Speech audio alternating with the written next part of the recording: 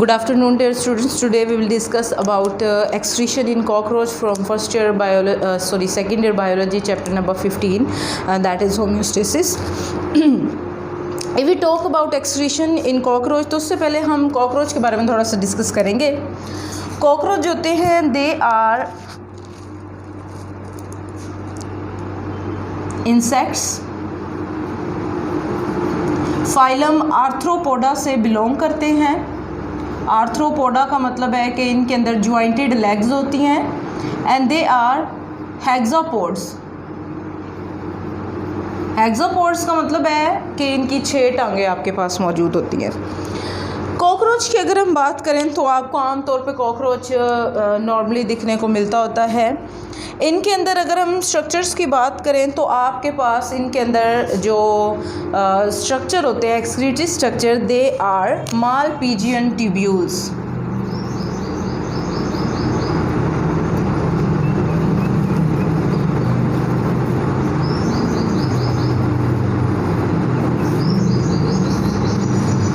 Malpighian tubules की अगर हम बात करें तो हमारे पास मालपीजियन ट्यूब्यूल्स इनके अंदर एक्सक्रीटरी स्ट्रक्चर्स होते हैं जिनके थ्रू इनके अंदर एक्सक्रीशन टेक प्लेस करती है. मालपीजियन ट्यूब्यूल्स का जो प्रॉक्सिमल एंड होता है, प्रॉक्सिमल एंड ये हमारे पास ओपन होता है, ओपन्स इनटू हाइंडगट, जबकि डिस्टल एंड जो होता है वो ब्लाइंड होता है, मतलब वो बंद होता है, उसकी कोई ओपनिंग फर्दर नहीं होती. डिस्टल एंड इज ब्लाइंड, जबकि प्रॉक्सिमल एंड क्या होता है वो हाइंड गट के अंदर खुलता होता है.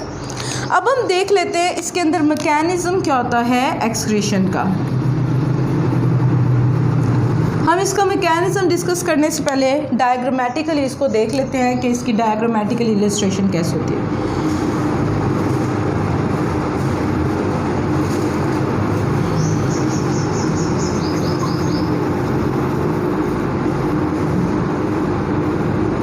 डायग्रामेटिकली इसको देखें तो सबसे पहले यहाँ पे हमारे पास इसके अंदर मौजूद होता है क्रोप. ये इसके डाइजेस्टिव सिस्टम का हिस्सा है, क्योंकि डाइजेस्टिव सिस्टम और इसका एक्सक्रीटरी सिस्टम मिला हुआ है, सो हम दोनों को इकट्ठा ही ड्रॉ करते हैं. क्रोप के बाद आपके पास आता है गिजर्ड. गिजर्ड के साथ हमारे पास मौजूद होते हैं हेपेटिक सीकम.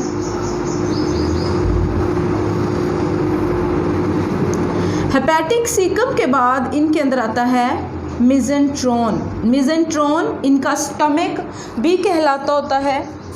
मिजेंट्रॉन ये इसका मिडगट है और इसके बाद इसके अंदर नीचे जो है वो आती हैं मालपीजियन ट्यूब्यूल्स. बारीक सी मालपीजियन ट्यूब्यूल्स होती है. मालपीजियन ट्यूब्यूल्स के नीचे हमारे पास इसका मौजूद होता है इलियम. इलियम के बाद हमारे पास स्टार्ट होता है इसका कोलोन, और कोलोन जो ओपन होता है इनटू रेक्टम, और रेक्टम बाहर की तरफ ओपन होता है जिसके थ्रू इसके वेस्ट मटेरियल बाहर रिमूव किए देते हैं. एनस उसको हम नाम देते होते हैं, जो कि इसका बाहर की तरफ एक ओपनिंग होते हैं. और इसके अलावा आपको पता होगा पेयर ऑफ स्लाइवरी ग्लैंड्स इसके अंदर मौजूद होते हैं. सो ये हमारे पास इसके अंदर जो है वो स्लाइवरी ग्लैंड है. अब हम इन सब को लेबल कर लेते हैं. सबसे पहले हमारे पास आता है क्रोप. ये इसके डाइजेस्टिव सिस्टम का हिस्सा होता है. क्रोप के बाद हमारे पास गिजर्ड. गिजर्ड के बाद हेपेटिक सीकम,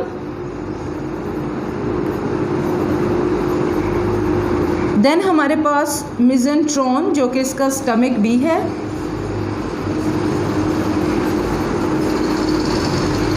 देन हमारे पास मालपीजियन ट्यूब्यूल्स जो कि इसका एक्सक्रीटरी स्ट्रक्चर्स हैं. देन हमारे पास ileum, then colon, rectum and anus जो कि इसकी एक्सटर्नल ओपनिंग, और वो आपके पास ऊपर पेयर ऑफ स्लाइवरी ग्लैंड्स हैं जो कि इनके अंदर स्लाइवा प्रोड्यूस करते होते हैं. अब ये हमारे पास डायग्राम आ गई है. यहाँ पे हमें नज़र आ रही हैं मालपीजियन ट्यूब्यूल्स जो कि इसके एक्सक्रीटरी स्ट्रक्चर्स हैं. अब हम देखते हैं कि इसके अंदर एक्चुअल में एक्सक्रीशन का प्रोसेस होता किस तरह है.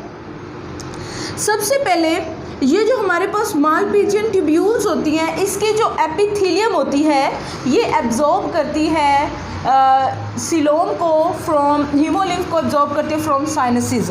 इसने साइनसिस से हीमोलिम्फ को कलेक्ट करना होता है और फिर उसके ये जो हमारे पास ल्यूमेन होता है इन ट्यूब्यूल्स का, उसके थ्रू ये आ जाता है कोलोन के अंदर।